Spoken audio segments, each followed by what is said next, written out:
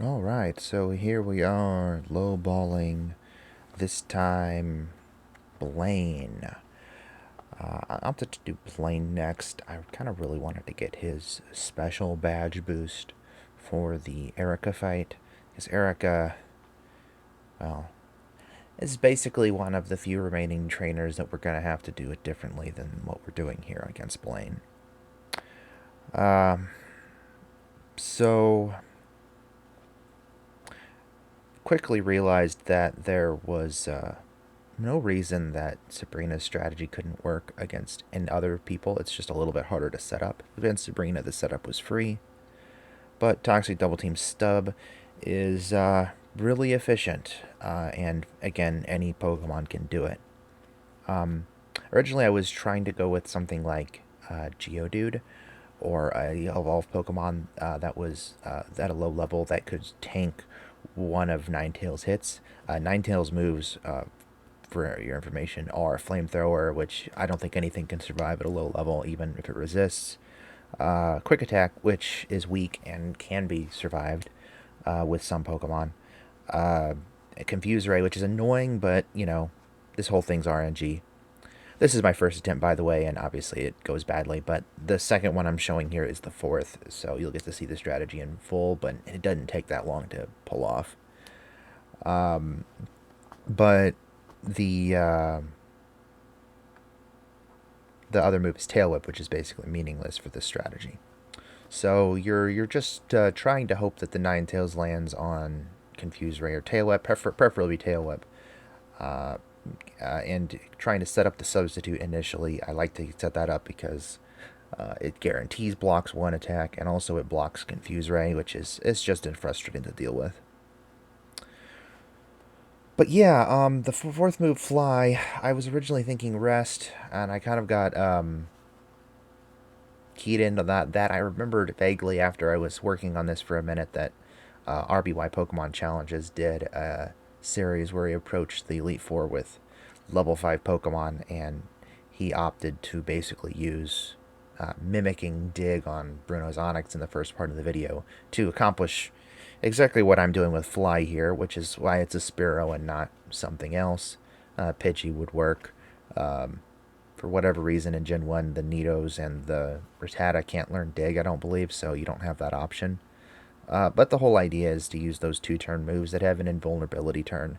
So it just basically halves the number of turns you have to be open to attack, which doubles the consistency in the later parts of the fight. Anyway, so right now at this point, you're just trying to keep your substitute up and set up your double teams. Once I get about 3 set up, I feel comfortable enough in a sub to set up Toxic because, again, just trying to minimize the overall number of turns while maximizing safety.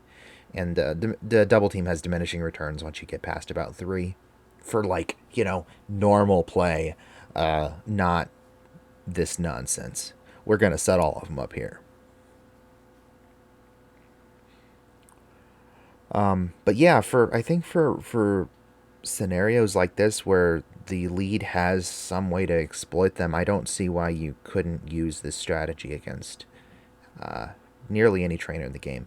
But there are two leaders. The two leaders I've got left, Erica and Giovanni, both have poison Pokemon.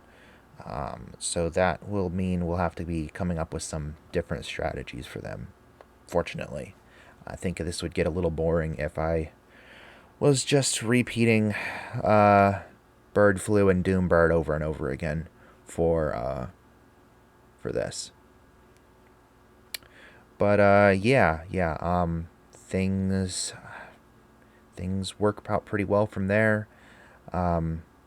Bruno, no, our Blaine rather doesn't have any healing item, or he does have healing items. He has super potions, but that's kind of meaningless when Toxic's damage escalates.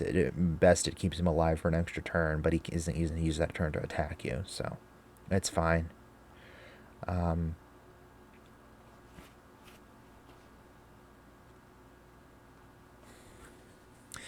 if we were doing a little bit higher level, I definitely considered several other options. Kingler can sort of sweep at level 15 with Swords Dance. There's probably other stuff around that range that can do that. Bulbasaur level 10, or actually it's a little more consistent at 13 or 14, can set up Leech Seed Toxic, which has a scaling effect. Lots of fun there. I guess you could do Chansey at level 7 with Soft Boiled to recover HP. I was thinking Ghastly actually at 18 invalidates all the Pokemon on Blaine's team. There's only like 4 fire moves total between them. Ninetales has Flamethrower, Rapidash has Fire Spin, and Arcanine has Fire Blast and Flamethrower, I think. And being able to just like completely neutralize all the rest of the moves that they have seemed like fun, but you just don't get Ghastly any lower than 18, unfortunately. So just doesn't have as many great options there. I teach over double team with Fury Attack because it's funny. I don't need double team anymore. It's all set up, but PP isn't an issue in this fight. I have plenty of it. At this point, I probably could just spam Substitute constantly. In case I get hit, I can just reapply it then. But again, at this point, it's pretty much academic. He would have to get pretty unreasonably lucky to beat me from this position. But anyway, that's pretty much that. I have a sneaking suspicion, though, as we get into the Elite Four, I'm going to have to come up with more bird-related names. I don't know. We'll see. I haven't really gotten into labbing that stuff yet, so I'm not entirely sure if we're going to be able to... Agatha has poison types too, so there's at least 3 leaders going forward that might have some unique strategies involved. I really wanted to do the Fury Attack here, but unfortunately Toxic Damage just scaled too much. Kind of sad. And no, I didn't route the leveling on this one to see if I could set up a scenario where the Pokemon would evolve again. I imagine if I would have picked Pidgey here, it probably would have evolved to Pidgeotto at the end of it. But, alas, no fun animations at the end.